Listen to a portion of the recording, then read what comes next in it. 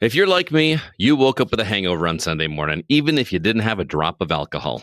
Disappointed doesn't even begin to describe how I'm feeling this week or what it's like to be a Packer fan in Bears country. We'll recap that devastating loss and look ahead to what the Pack needs to do in order to survive their way to the playoffs. All this and much more coming up next on your Packers Fan Podcast.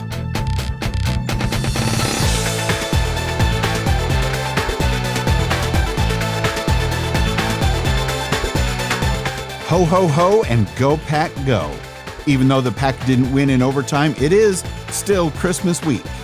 Me, I'm Wayne Henderson, and I'm still ticked off at the entire Bears organization and any of their fans celebrating our players getting injured. In fact, the only Bears I'm not at odds with are koalas and pandas. I really wish we were recording this directly after the game because I truly feel like all of you PFP fans out there would have gotten a different sense of what Wayne Henderson is like in real life. I was about ready to put the explicit tag on the podcast. I'm Scott Clark from the Gaming Outsider Podcast. It is a sad day in Mudville indeed. There's so much to be upset about, but I'll do my best to not dampen Wayne's upbeat nature this week. I'll just keep telling myself that it's only a game, but that's harder than it sounds when you're a fan of the Green Bay Packers. This is episode 337 of your Packers Fan Podcast. We're going to go over those Packers Bears highs and lows, and we'll be sharing some really strong listener feedback from all of you. And then things are looking up because the Ravens are coming to town, and we will preview that matchup, including some newly minted keys to a Packers victory from Sir Scott. Absolutely. Let's get into the game right off the bat. Talk about the leaders in that game, which was a loss to the Chicago Bears. First off, for the first time this year, Jordan Love was not the leading passer for our offense. It was Malik Willis, who was 9 for 11, 121 yards, 1 touchdown, and 0 interceptions. I've got more things to say about him later, but holy cow, what an outing! Every time he backs up Jordan Love, he just consistently shows that he needs to be a starter quarterback somewhere. On the rushing side, Emmanuel Wilson, 14 carries for 82 yards. Receiving, Romeo Doubs, 5 receptions for 84 yards and a touchdown, and a really disappointing failed recovery of an onside kick, but we'll get there. On the defensive side of the ball, Quay Walker, 14 tackles, Wayne. 14. 5 of them all on his own, and he had 1 of tackle for loss. Pretty awesome stuff. So let's get into the game. First off, the opening offensive drive. Things sure were getting chippy on the opening kickoff. Even before the game started, I think Tom Brady was just like getting super excited about seeing this rivalry and how much they were at each other's throats the entire game. He was just having a blast with it. The Packers did get an extra 15 yards thanks to an unnecessary roughness penalty on the Bears. Another roughing the passer on third down gave the Packers yet another first down. And then there was a clutch third down conversion to Doubs, kept the drive alive. And then we went for it on 4th and 1, failed to convert a pass in the end zone, and the Bears took over around their own 5-yard line, Wayne. Man, this is one of those situations where you're going to be mad at whichever way it doesn't go in your favor, right? But I did not like this not taking the points thing. I understand it's the Bears, and we wanted to really strike fear into the hearts and strike hard, strike fast, strike early, all that kind of good stuff, but I did not like this call. I really didn't. I feel like most of our yards on this drive were from penalties than us actually moving the ball ourselves. So the fact that we didn't just take the 3 points while they were there really made me upset. What do you think? Oh, absolutely agree. I could not believe it. If it was in Green Bay, fine. But on the road in Chicago, hostile environment, and like you said, chippy, even before kickoff, you take whatever points you can get. And then what happened on the opening defensive drive? On defense, Chicago just absolutely ran through the Green Bay defense. But then had the kind of same situation. They were on 4th and 1 inside the 5. Caleb Williams was lined up as a receiver with a shotgun snap to Monogny. And thankfully, the snap was super high and Green Bay takes over on downs. I was feeling awesome at this point. Like, hey, we kind of failed in 4th and 1, but they failed on 4th and 1. Things are all right with the world again. We get to take over and see what happens. So it was an awesome feeling. And Scott, I admit to laughing at my TV when that play happened. I could not believe it. Finally, though, the Packers drew first blood, had to settle for a field goal, but like you said, take the points. We're in the red zone. Wilson dropped an easy pass that would have put them very close to the goal line. Loved missed Watson on the next play, forced a 4th and goal. This time, they decided to take the points, thankfully. That gave us the 3-0 lead with 12:45 left in the first half, and I think we're just getting started. Just chip away, slow but sure. It really feels like every game this season we scored first. Maybe I'm misremembering. I don't have the stats memorized or anything, but I feel like that has just been our MO this year. Our trouble is just securing and holding on to that lead, which really, really sucks. Romeo Doubs finally extends his lead in the third quarter. Willis throws an absolute dime that Doubs is able to scamper into the end zone. This was much needed at this point in the game. Packers were leading 13-0 at this point. It was making me feel really confident about, all right, going into the half, this is going to be great. And then things happened. Yeah, things happened. But I guess I put this in the highlight section because I just cracked up because, like you said, Tom Brady was loving all this. At one point, Tom Brady was chuckling at all the fights and the chippiness going on. He says he loves it and said, look, they're wearing helmets. They're pretty safe out there. It's just crazy. I think it's hilarious when somebody throws a punch at somebody wearing a helmet. What are you going to do, man? Are you trying to hurt them or are you just trying to make it? I don't know. Or break your own knuckles? It's nuts. But you alluded to the fact that things happened. Yep. Jordan Love took a massive dirty shot to the helmet about halfway through the second quarter. The Bears player Cooper drew a roughing the passer penalty, leading with his helmet directly to Love's head. In my opinion, there'd better be a big penalty coming that Bears way this week because it was intentional. It looked like he was trying to hurt him. I was kind of thinking it was intentional earlier, the dirty hit, late hit on Love. But Love went to the medical tent on his own accord, so it wasn't super terrible. Went into the locker room without his helmet. Malik Willis took over and actually converted a 4th and 1 by running around the left sideline. Then the news came in that Love was ruled out for the rest of the game with a concussion. Every concussion's different. He could be back this week. He could be back in 2 weeks. There's no way to tell just at this early point. But after the game, even former defensive player Howie Long commented on the 2 personal foul penalties committed by Bears players against Jordan Love in the first half. Howie Long said they were both intentional and dirty. And that's saying something coming from Howie Long, who played back in the day when defenses were allowed to get away with all kinds of things that they wouldn't get away with today. But Wayne, if you ask the Bears players or Bears fans, Jordan Love lowered his head into the helmet and it was not intentional. I am so tired of hearing that argument. I have never seen a more blatant leading with your helmet thing. I don't care if Jordan Love lowered his helmet. He still led with his helmet. That was a clear attack on Jordan Love. And yes, I would feel the exact same way if the roles were reversed. I believe in free and equitable football rules. I don't want any player to get injured, even if they're a Bear player. I would never, ever applaud the injury of another player. Ever. That's something that you will never hear me, and I'm assuming you, Wayne, I don't want to speak for you. No, that's fine. Just the sheer amount of the excitement from the Bears fan base on the Packers quarterback going down. It just is absolutely appalling to me. And the fact that they are just sure and convinced that this is a perfectly fine play and legal. There was nothing legal about that play. Well, the Bears fans, many of them are just plain delusional, okay? And they are darn lucky that this is not like, what was it, about 7 or 8 years ago when they knocked Aaron Rodgers out of the game. He came back after halftime and just stabbed them in the hearts over and over again. That I'm kind of hoping there's a rematch in the playoffs because the tables are going to be turned. Oh, my goodness. Could you imagine if that happens? I mean, the only way that's going to happen is an NFC championship game. And between you and me and the hole in the wall, I don't think the Bears will make it that far. I don't think the Packers will make it that far either. But could you imagine? It would just... I mean, this game was nuts. This game had to have been the most watched game this season.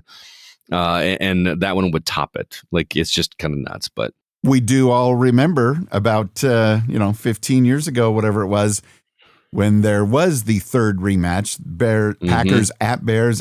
for the NFC Championship game, and that went down very nicely at the end. It did. I was sitting in the same room watching that game. I will never forget it to save my life. All right, moving on. We got the ball again inside the 5-yard line with about 7 minutes left in the third quarter. Things are going great. Willis fumbles inside the 5-yard line. He clearly dropped the ball. It's one of those where you watch the replay hoping that maybe he was down. No, he dropped it. It was recovered by Chicago. They take over and start just driving right away. Just right away. Another just gut punch. Mm-hmm. And we weren't done with gut punches at this point. No, we weren't. And besides that blemish on Willis's performance on the night, that dude is a baller. Mm-hmm. I mean, I'm not worried at all when he has to come into the game. I don't want Jordan Love injured. I don't want him hampered. He is our starting quarterback. But Willis is just there for it. And the Bears defense, it took them a while to figure out how different the game plan was going to turn out to be. Oh, so close, so close. And then, of course, the Bears march down. You know, they get the point, so it's time to try the onside kick. I'm usually feeling good about it, but we are the Green Bay Packers. Dobbs failed to secure the onside kick in the final moments of the game. Why didn't he let it just go out of bounds? And to make matters worse, he got injured on the play. The Bears start driving immediately. Williams throws one into the corner of the end zone for 6 points for the Bears to tie the game. So it's 16-16 with 24 seconds left in the game. Oy. And then Packers turn over the ball on downs in overtime. Packers are driving decently. On fourth down, the snap was wild. There was no gain. Bears took over on downs. And then Caleb Williams throws a long bomb to DJ Moore in the end zone to win the game. Bears win with a walk-off score of 22-16. I mean, I got to give him credit. That was a hell of a pass, hell of a catch by DJ Moore.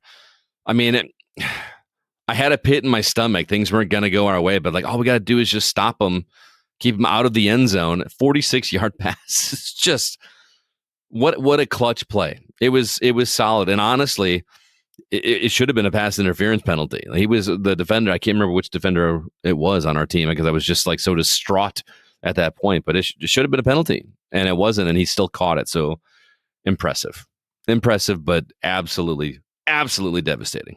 Until that moment, I thought there was a chance that we were going to have another overtime tie on our hands, like against the Cowboys earlier in the season. Right? I know. I was like, please, because at that point, a tie would have been a win for the Bears. You know, right. Because they just needed to not lose to stay in their position. So, but for one team to have 2 ties in one season would just throw off all the math for the rest of the year. And I'm going to close out the negatives by saying frauds. The Bears are frauds. I absolutely guarantee they will be exposed in the playoffs. They'll either be destroyed in the playoffs by us, or maybe by the Rams or the Seahawks, Buccaneers, or just about anybody representing the NFC. So book it. And even if not, if they do somehow squeak into the Super Bowl, they're not going to defeat any AFC team. No, there's no way. The AFC is just so stupid strong right now. It's just kind of crazy. I would be surprised if an NFC team wins the Super Bowl this year. Yeah, if the Bears somehow, by some luck, were in it, hashtag not my Super Bowl. So anyways, the weekly poll question, again, we always post that in our Facebook group at packerscommunity.com, as well as on X, where you can find us at Packers Fan Pod. Try to post it shortly after the game, whenever my mind is thinking clearly enough to come up with something. And we were all upset. So I wanted to know, what has you the most upset about that game? Was it the dirty hit and the injury to Love? Was it the entire Bears organization, you know, making sure the sideline heater on the Packers sidelines weren't working, the seated heats for the offensive line weren't working, et cetera, et cetera, et cetera? Or C, Dobbs not recovering the onside kick and getting injured as well? Or just all of the new injuries, because there was at least 4 or 5, maybe even more injuries. What do you think, Scott? Well, this isn't my pick, but how suspect is it that not only one of the heaters didn't work, but both of the heaters didn't work, and the heated seats didn't work? I mean, it just seems too much of a coincidence for that not to be intentional, but I don't know. I have no way to know. It just seemed like, really, guys? Really? Yeah. Anyway, I'm going to go with Dobbs not recovering onside kicks. That would have sealed the game. That's game over at that point. All you got to do is maybe convert one first down, and even if you don't convert one first down, kick it punt it for them to have a few seconds left to try to throw one Hail Mary. That game is on a lot of things, but I blame Dobbs more than anything. You.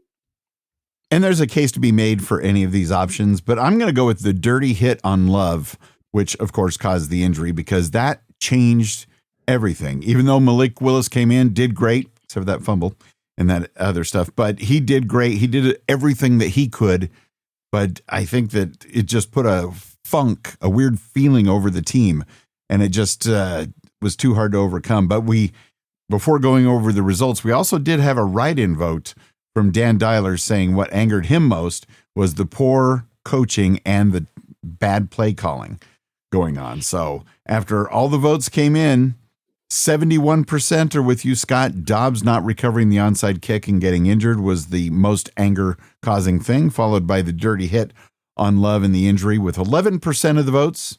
Then 10% went with the entire Bears organization, followed by poor coaching and play calling. Nobody voted for all of the new injuries because the other stuff was even more anger-inducing.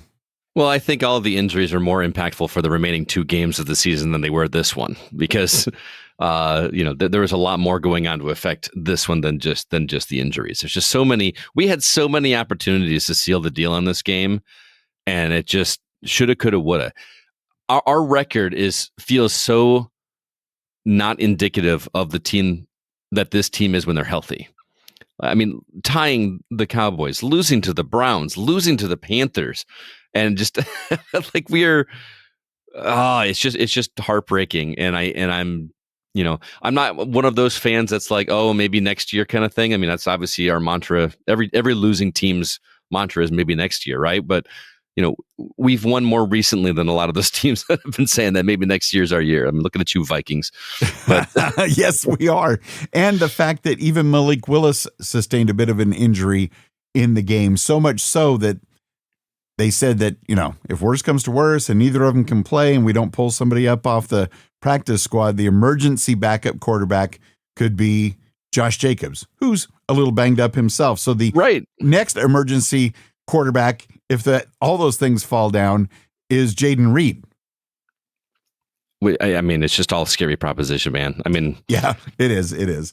I'm sorry. I know you were super positive, but if things like that start happening, dude, I mean, chances are slim and none at this point for us even to make the playoffs. I mean, that's just at what point do you stick a fork in it and say we're done? But no, I don't want to give up at the same time. We've got this playoffs. I mean, it would be a Cinderella story for sure. Could you imagine? But come on. All right. Well, we had some comments on the poll over on Packers Fan Podcast Facebook group. First off, Aaron Peterson says, honestly, Dobbs. The hit was dirty on Love, but that's on them. Dobbs is on us. That's a good point. David Newman says, clearly Romeo Dobbs with his strong hand. Oh, boy. I don't know if you catch that reference, Wayne. You ever seen the movie Scary Movie 2? No. Hit my strong hand. I have to go watch a clip down. I know what I'm talking about. REJ over on X says, I'm fuming over the Dobbs onside kick. All he had to do was his damn job and catch the ball. That's it.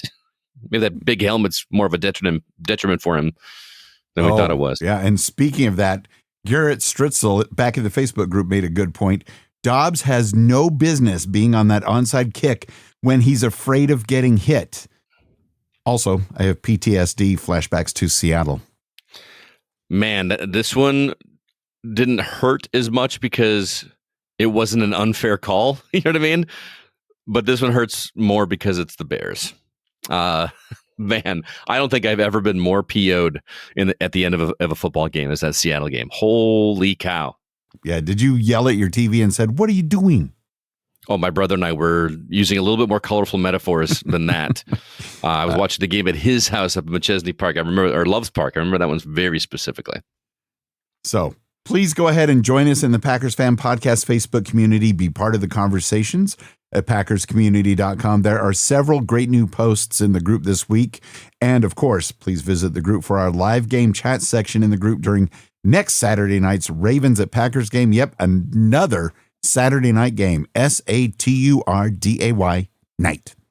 Moving on to listener feedback, we want you to be part of the next episode of the show. Send us your insights after watching the Ravens at Packers game. Let your voice be heard by doing one of two things. First off, you can record your voice, attach it to an email, and send it feedback at PackersFanPodcast.com. Or the easy way, you can call the PFP voicemail line at +1 920 3PACK-GO. Since this is another Saturday night game, that gives you a little bit more time to get your feedback in. But please get it into us by 10 o'clock p.m. Central Time on Sunday. Thank you, and go Pack Go. Hey, Wayne and Scott, Jared in Colorado. Email and recording fresh off the game. I'm just so this loss. It hurts. It's frustrating. There's just so many emotions. Like anger is obviously one. I mean, you don't want to talk about just handing the Bears a win, like just handing it to them on a silver platter and pulling the chair out for them, tying the handkerchief around their neck, being like, here you go. Here's a win, guys. I mean, Dobbs, it hit his hands. He just had to come down with the ball. And he's really kind of a Jekyll and Hyde. Like overall, he plays really well, but he's got butterfingers too. Drops passes a lot, and I'm just frustrated with Dobbs. Like, I mean, it's not all on him because there's a lot of things that should have gone better. The amount of times the offense made it to the red zone. I mean, that game should have been a blowout by halftime. If the red zone offense was better. So I mean, that's definitely on them. The defense, I will say overall, I mean, the first half was great. Even most of the second half, the defense just kind of collapsed there at the end. But ultimately the team as a whole, just shot themselves in the foot and just kept punching themselves in the you-know-what. I mean, it's just really, really frustrating to see, because the Packers were the better team on the field for most of the game tonight.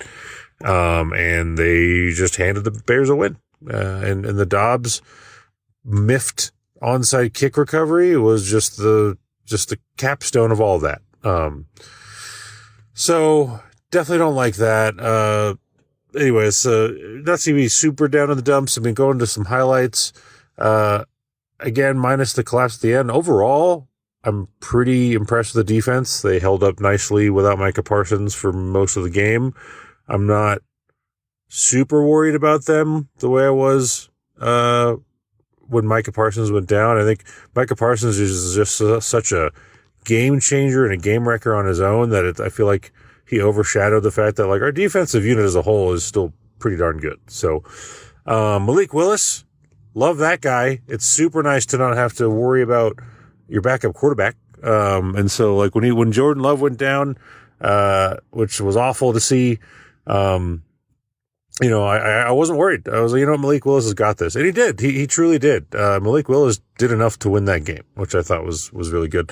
I think that my last highlight is, despite all of this, if I was to squint to come away with a nice thing to say about this game, and that gives me hope for even the remainder of the season, even in the playoffs, despite the injuries, despite everything else. I still think the Packers are playing good enough that I don't think any team wants to play them in the playoffs. It's because it's truly like the Packers are, I think we're still a really solid team. They're still a really good team that, in a game of any given Sunday and a game of inches, I think the Packers are still, despite everything, good enough to where if fate kind of tilts things a certain way, something magical can still happen. And I do believe that. And I think the Packers have shown that. And are the odds in our favor? I don't think so. But again, any given Sunday. And because despite all the self-inflicted mistakes, the Packers played with a lot of heart tonight, and, went up against what I have to admit is a really, really good Bears team, and went toe-to-toe with probably the best defense in the league last week against the Broncos, up until, that last quarter. So let's see what happens. Green and cold till dead and cold. Love you guys. Bye.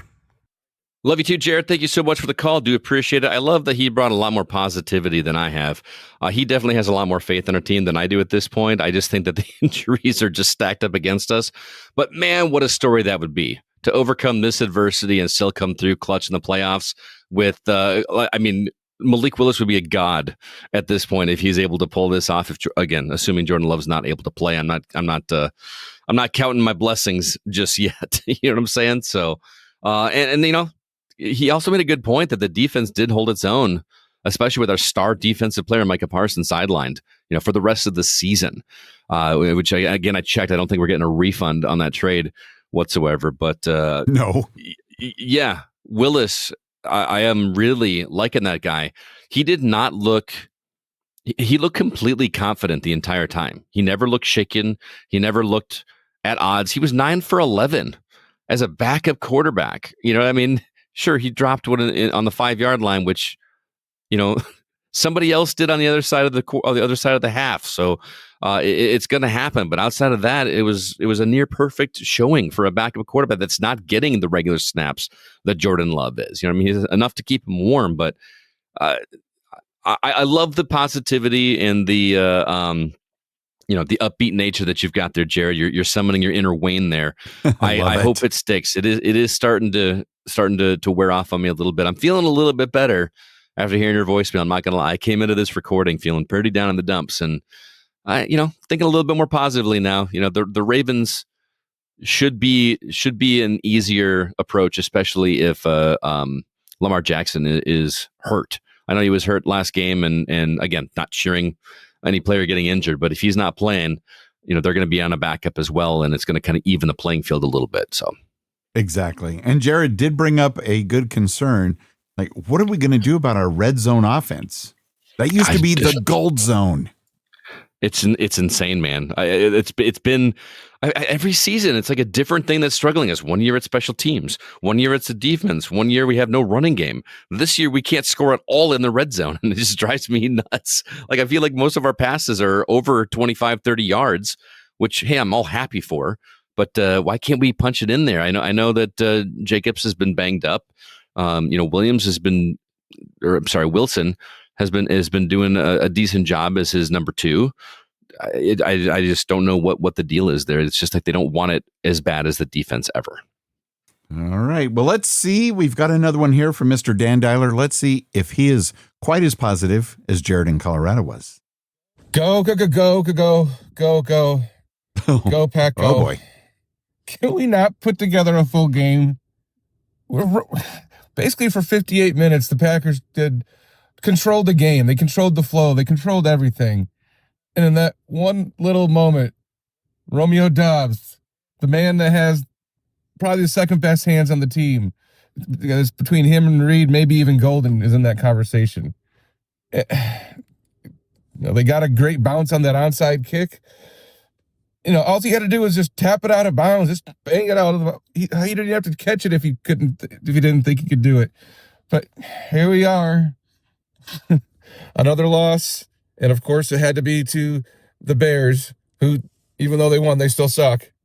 And I should have known it was going to go downhill right from the get-go when they drove down to the 5-yard line, and then for whatever reason, Matt LaFleur, instead of knowing the kind of game this was going to be, because we just played them 2 weeks ago, tooth and nail at home, and now we're in their house, and they want blood, and you're going to go for it on 4th down instead of kicking the field goal. We wouldn't even be talking about this right now if you would have went for the field goal. I said to Joe when we watched the game, I said, that's going to cost us the game, and here we are, losing the game to the Bears.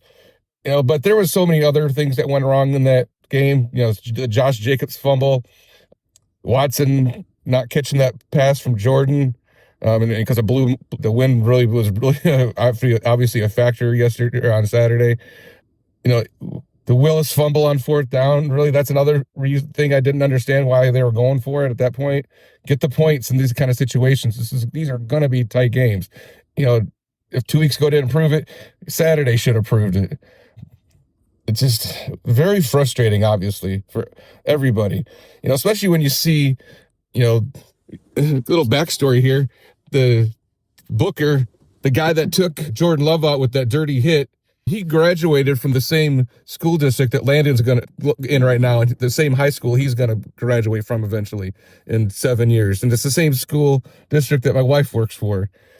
So, like, around here, he's always been celebrated. Obviously, he had a classmate last year that played for the Kansas City Chiefs and actually started a couple of games. Carson Steele might ring a few bells out there. You know, and when I saw that people were saying it was a dirty hit, I didn't think it was at first, but now you go back and look at it. He's leading with the crown of his helmet, and I can't wait to hear what kind of punishment he has. He should have been tossed from the game, period. End of story there. You know, but it wasn't all doom and gloom, of course. You know, McManus hit the field goals when Matt LaFleur gave him the opportunity.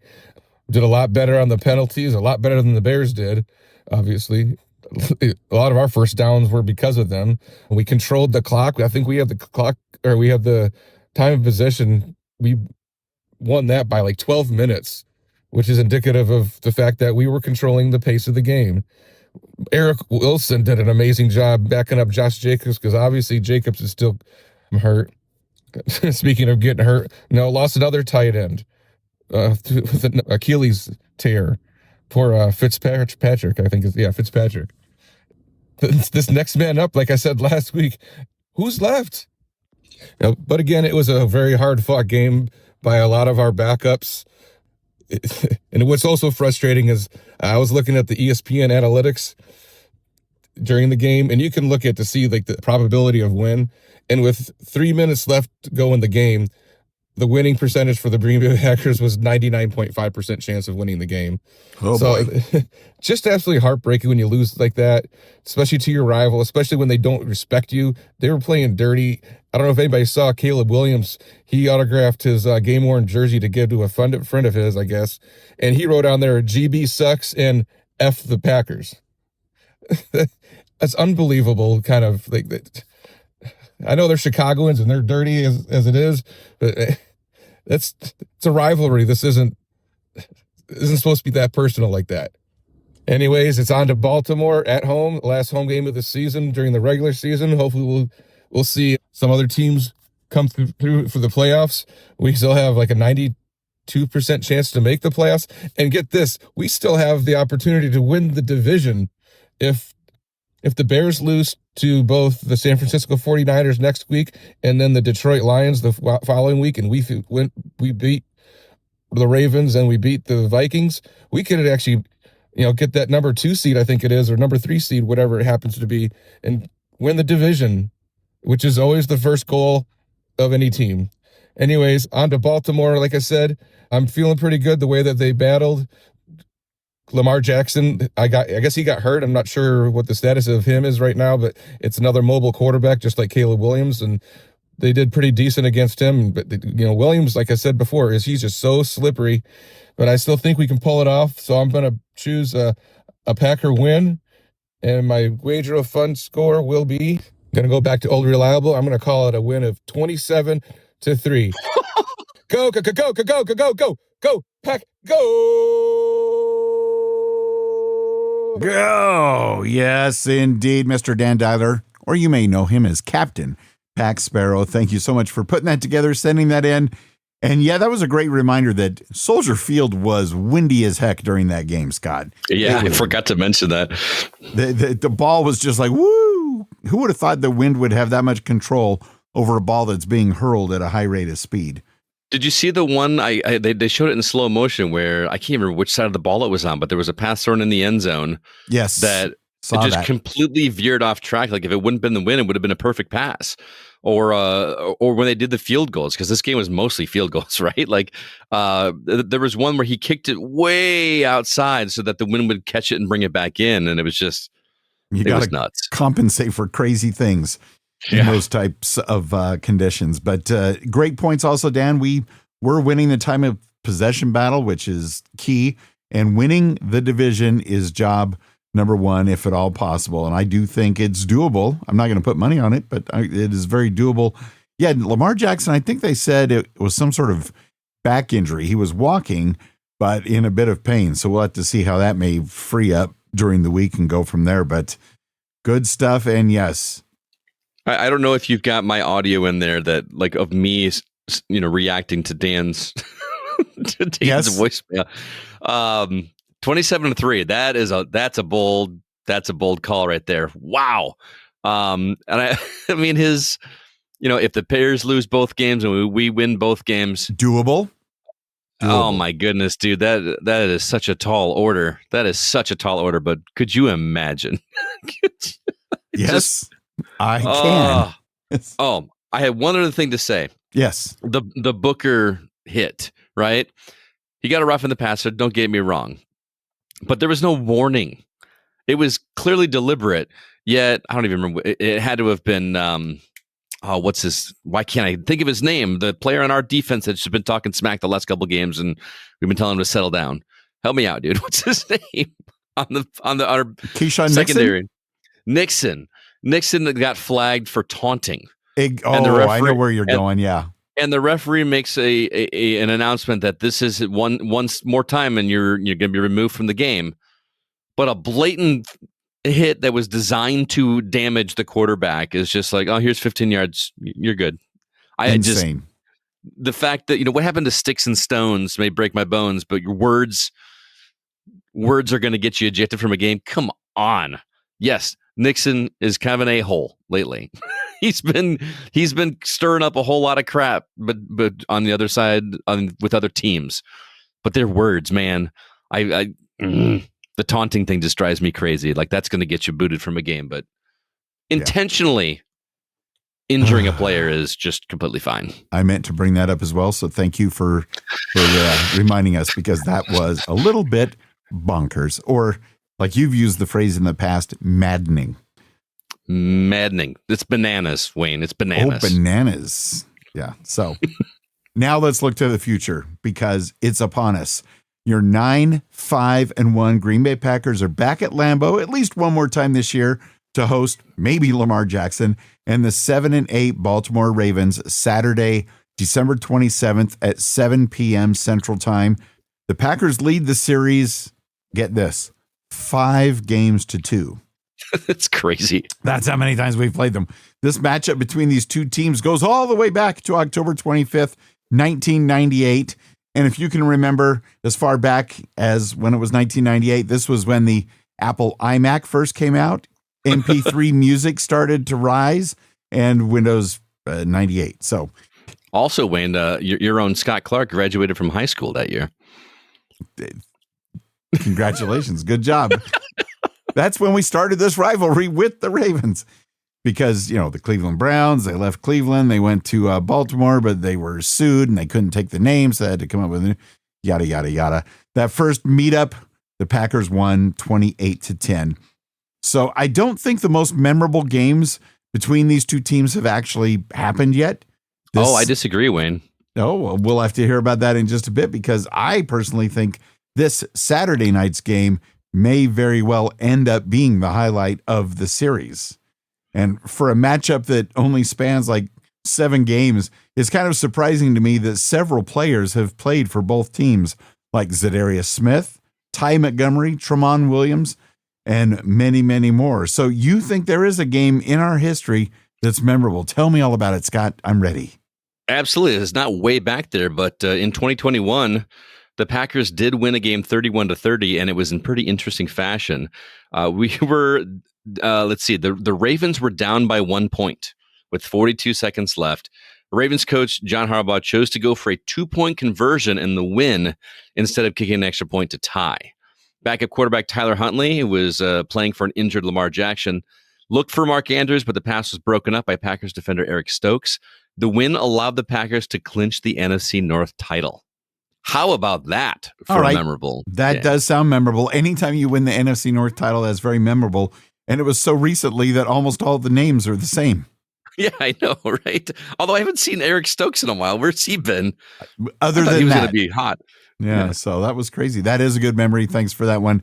Now, the weather, and you know how forecasts go. It's just 5 days away, but everything can change. But right now at kickoff, Lambeau Field is forecasted to be iffy. 33 degrees Fahrenheit at kickoff, maybe 1 degree Celsius. But there is a 50% chance of rain and or snow. Interesting. It's an interesting week, man, up here in the Midwest. You know, it was bitter cold the last couple of weeks. We've had more snow before winter started officially than we had all of last year during the winter season, which is nuts. Crazy. But on Christmas Day here in Rockford, Illinois, it's going to be 55 degrees, which I know that's like pretty normal for you out there in sunny California, but that is t-shirts and shorts weather for us up here in the Midwest, man. I bet. Be ready. All right. Well, let's move on to my keys to another Packers victory over the Ravens. I'm going to keep it pretty simple this week, but strategy number one is going to be old school passing. Obviously, Love won't be playing this game, or at least I'm assuming Love won't be playing. And honestly, I'm less worried about the quarterback situation. I think Malik Willis might be the most valuable backup quarterback in the league, and I'll be surprised if he's wearing a Packers jersey next year. With that said, this is a perfect opportunity to go back to fundamentals with the passing game in a way that worked best for years. Short passes, quick slants. Short passes, quick slants. We are always more successful when we focus on that. And I don't know why we keep doing it. There should be less focus on the deep ball and more concentration on moving the chains and wearing out the defense. It's that simple. Strategy number two, be careful with Josh Jacobs. Sadly, his knee has been an issue, and I'd rather not be exacerbated. He might be willing to play through the pain, but I don't want him to be the primary focus with the running game. They should utilize Wilson a bit more and keep from risking permanent damage to our starting running back in case we do make it into the playoffs where we really need him even more. Strategy number three, take advantage of the Ravens' loose hands. Baltimore has lost the ball 15 times due to fumbles this season, which is insane. Think about that, man. 15 times. That's a lot. It's the most in the league.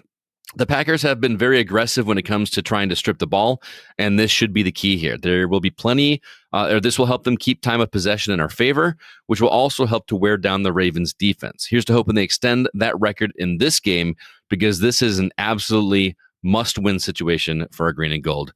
Can I get a Go Pack Go? You can get a Go Pack Go and an amen. Going to put my hands on my computer screen because, yes, let's not end Josh Jacobs' season just to win this game because it's doable without him. Great keys to a victory. And, yeah, if we can get another 4 or 5 fumble recoveries from the Ravens, that would be nice and add to their stats for the season. Good stuff. All right, moving on to our 2025 season wager of fun. Yours and my predictions are pretty much a moot point, Wayne, because we both picked the Packers to win, and sadly, they lost to the Bears 22-16. Over on the PFP listener section, we did have 2 listeners that did select the Bears to win the game, and both of them actually had the exact same differential of only 6 points. Really? Thomas Carlson said 28-16. Brett Connor said 24-20. So they each get half a point. So our standings are getting a little wild. We actually have 5 places now, but Jay Walters still sitting pretty at 3 wins. Dan Dowler right on his heels in second place with 2.5 wins. Brett Connor behind him in third place with 1.5 wins. And then fourth place is a tie between David Hawkins and Thomas Carlson with 1 win each. Boy, I messed this up. Thomas Carlson should, David Newman is in 5th place with half a win. So there you have it. Okay, things still up in the air, just like in the NFC and the AFC. Things are so close, so it could come together. Now, this coming Saturday night at Lambeau Field, are you predicting a Packers victory, Scott? I am. I think both teams are banged up, but we're going to be at home, and I think the fans are hungry after a two-game loss streak, and they do not want to be there to see that happen. And Baltimore's been a little bit shaky this season, and I think this is going to be an opportunity for Malik Willis to step up and prove his salt because he's looking at next season and looking for a starting spot, and this is his, this is his interview, more or less. So I'm going to say Green Bay 24-17. Okay, solid pick. Now, I have heard, at least in the past, Malik Willis say that he is not out there looking for $150 million. He wants to stay with the Green Bay Packers to establish his legacy here. I'm hoping. And I like that. He's going to have a long time to wait if Jordan Love stays healthy. You know what I mean? That's true. True. Never want anything bad to happen to Jordan Love, and I don't want to lose Willis, but he's just too good to sit on the bench, man. He's solid. He's poised. I just think he deserves a starting spot somewhere, and I think someone's gonna make a move for him. Okay, time will tell. So you said 24-17. I say the Ravens will get 17, but we will win 21-17. It's going to be another nail biter, but a victory for the green and gold. All right. As for the PFP listeners, here's what we've got for Week 17 in the Wager of Fun. Dan Dyler says Green Bay is going to win 27-3. Garrett Stritzel says 17-14 in favor of Green Bay. And Joe Christensen says Green Bay 21, Baltimore 17. You still have time to have your final scores noted by posting it in the comments in the Facebook group, Wager of Fun thread post, and we hope that you do. It's a lot of fun, and we love doing it on this podcast. And if there's more ties, it makes everything even crazier, which we also love. So the NFC North, Bears are 11-4, but like Dan Dyler said, they have to go to Frisco. That very well could be a loss for the Bears. Frisco's already in the playoffs, at least as a wild card. We got to cheer for the Niners? I wouldn't exactly phrase it like that. But since Dan Dyler reminded us that winning the division, if it could still happen, is key, I am rooting for the Bears to lose. Well, of course. And then the Bears are playing the Detroit Lions, who have kind of fallen off a cliff, but may come to life against a division rival right at the end. Did you see the end of that game? That Steelers game? Oh, yeah, that was insane. Wild. So crazy. Aaron Rodgers just has a way of, making sure the Lions lose at home. It's one of those things. So the Packers are 9-5-1. Ravens coming to town. Then we go to Minnesota. Minnesota won this past week, which is surprising, but I do think they're beatable. The Lions, surprisingly, are 8-7, but they go to at Minnesota and then at Chicago. So it could all be over for them. They have like a 10% chance of making the playoffs if they win out and we lose out or something crazy. Vikings are 7-8. They play the Lions. They play the Packers.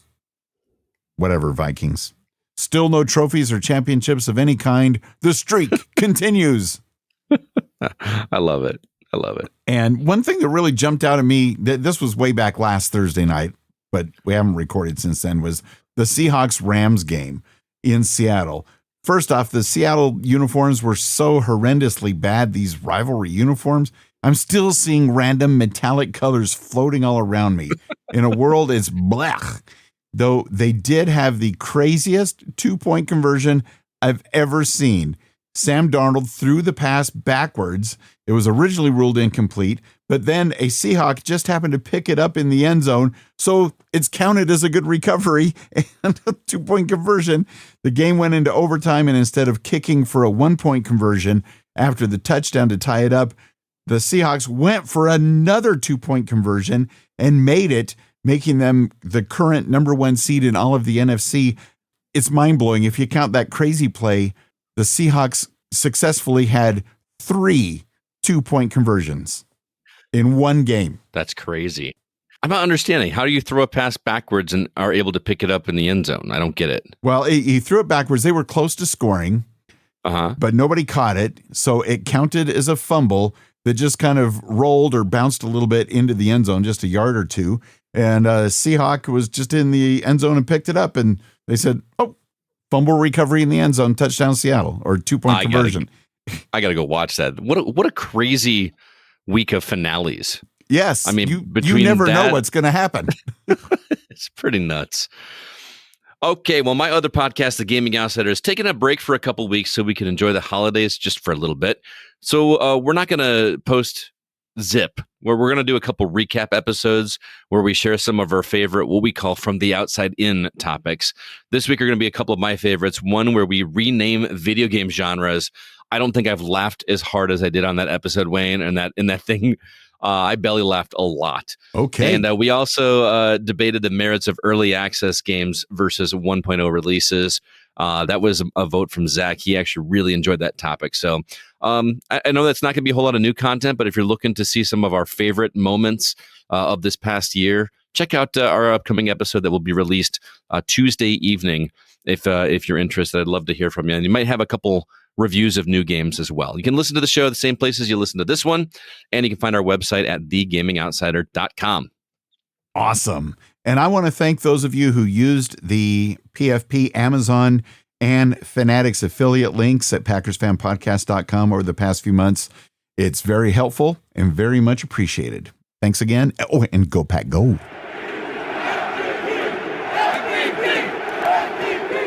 Thank you yet again for your financial support of the podcast at PackersFanPodcast.com/giveback. Mr. Jay Walters, thank you, sir, and Go Pack Go for your Bart Star level support. And Dan Dyler, a.k.a. Captain Pack Sparrow, calling for the Ravens to only get 3 points this week. Thank you for that, and thank you for your support and Go Pack Go at the Jordan Love level patronage. Thank yous and Go Pack goes to our Brett Favre level supporters, Megan, Miguel Ramirez, and Scott Bors. And for their Lambo level patronage, Go Pack Go and thank you to Hank Davis from the Free Podcast Tools YouTube channel, Brett Connor, and Joe Christensen. You can check out the details on ways to support at PackersFanPodcast.com/giveback. The Unofficial Packers Fan Podcast, not affiliated with the NFL or the Green Bay Packers, but we still would love it if you would tell a friend about the PFP. And Merry Christmas. Also, you can follow us over on X or Twitter, whichever side of that fence you land on. Our handle is at Packers Fan Podcast. My personal handle is at GoCastScott. My podcast handle is at The GoCast, and Wayne's is at Wayne Henderson. And to help the Packers rally and beat the Ravens at Lambeau Field, here's our PFP community members Joe Christensen, Megan, Andre in LA, and Dan Dyler. Go Pack, go! Go Pack, go! Go Pack, go! Go, go, go, go, go, go, go, Pack, go!